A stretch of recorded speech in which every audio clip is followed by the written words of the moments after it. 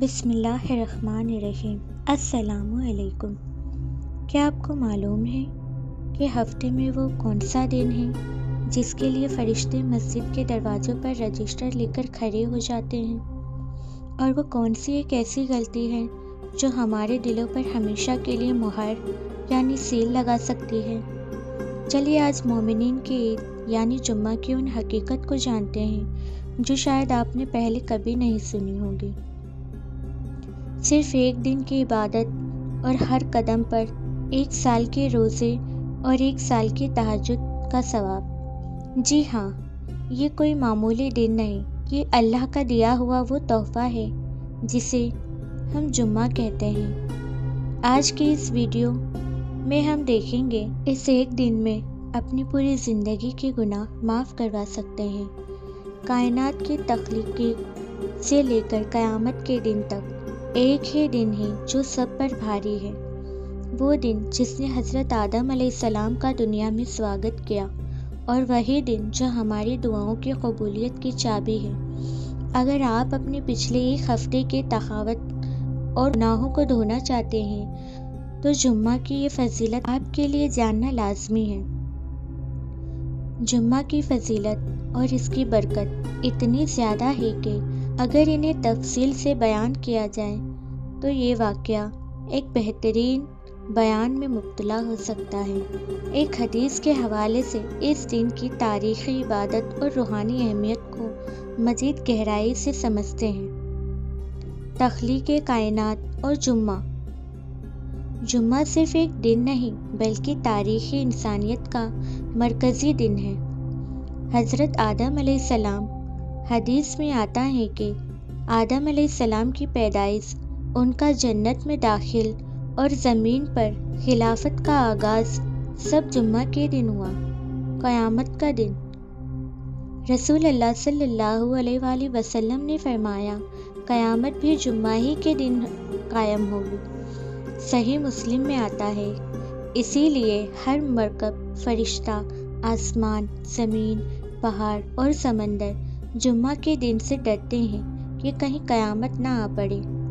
نماز جمعہ کی فرضیات اور ترک کرنے پر وعید۔ جمعہ کی نماز کی اہمیت کا اندازہ اس بات سے لگائیں کہ اسے ترک کرنے پر سخت ڈرایا گیا ہے۔ دل پر مہر۔ آپ صلی اللہ علیہ وآلہ وسلم نے فرمایا، جو لوگ جمعہ چھوڑنے سے باز نہیں آئیں گے، اللہ ان کے دلوں پر مہر لگا دے گا، پھر وہ غافلوں میں شمار ہونے لگیں گے۔ حج مساکین۔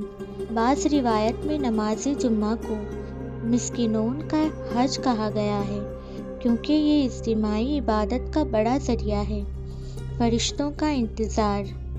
حضور صلی اللہ علیہ وآلہ وسلم نے فرمایا کہ جب جمعہ کا دن آتا ہے تو مسجد کے ہر دروازے پر فرشتے کھڑے ہو جاتے ہیں۔ وہ آنے والوں کے نام لکھتے ہیں، پہلے آنے والے کو پہلے لکھتے ہیں، جو سب سے پہلے آتا ہے اسے اونٹ یعنی کیمل صدقہ کرنے کا ثواب ملتا ہے، اس کے بعد آنے والے کو گائے، پھر میدہ، پھر مرغی اور پھر انڈے کا ثواب ملتا ہے۔ لیکن جب امام خطبہ دینے کے لیے نکلتا ہے تو فرشتے اپنے رجسٹر بند کر دیتے ہیں اور خطبہ سننے میں مشغول ہو جاتے ہیں۔ سورہ کہف اور جمعہ کا گہرا تعلق ہے۔ دجال سے حفاظت۔ جو شخص سورہ کہف کی تلاوت کرتا ہے وہ فتنہ دجال سے محفوظ رہتا ہے۔ 2 جمعوں کا نور۔ حدیث میں ہے کہ جو شخص جمعہ کے دن اس کی تلاوت کرے گا اس کے لیے عرش کے نیچے سے ایک نور نکلتا ہے جو آسمان تک جاتا ہے اور اگلے جمعہ تک اس کے لیے روشنی بنی رہتی ہے۔ غسل اور پاکیزگی کا ثواب۔ جمعہ کے دن نہا دھو کر مسجد جانے کا ثواب عام دنوں سے کہیں زیادہ ہے۔ ہر قدم پر ثواب۔ ایک روایت سنن ترمذی میں آتا ہے کہ جو شخص جمعہ کے دن غسل کرے، جلدی مسجد جائے، پیدل چلے سواری کے بجائے، امام کے قریب بیٹھے اور کوئی فضول کام نہ کرے تو اسے ہر قدم کے بدلے 1 سال کے روزے اور 1 سال کی عبادت یعنی تہجد کا ثواب ملتا ہے۔ دعا کی قبولیت کا خفیہ وقت۔ اس دن میں ایک ایسی ساعت گھڑی ہے جو بہت مختصر ہے، لیکن اس میں دعا رد نہیں ہوتی۔ علماء نے حدیث کی روشنی میں 2 وقت بتائے ہیں جب امام خطبہ کے لیے ممبر پر بیٹھتا ہے سے لے کر نماز ختم ہونے تک۔ عصر سے مغرب کے درمیان کا وقت، یہ زیادہ مضبوط روایت ہے۔ جمعہ کے دن کا شیڈول یعنی ادب۔ اگر آپ اس دن کی پوری برکت لینا چاہتے ہیں تو یہ ترکیب اپنائیں۔ صبح فجر کی نماز باجماعت ادا کریں۔ تیاری: ناخن کاٹنا، غسل کرنا، بہترین لباس پہننا اور خوشبو لگانا۔ تلاوت: سورہ قاف کی تلاوت ضرور کریں۔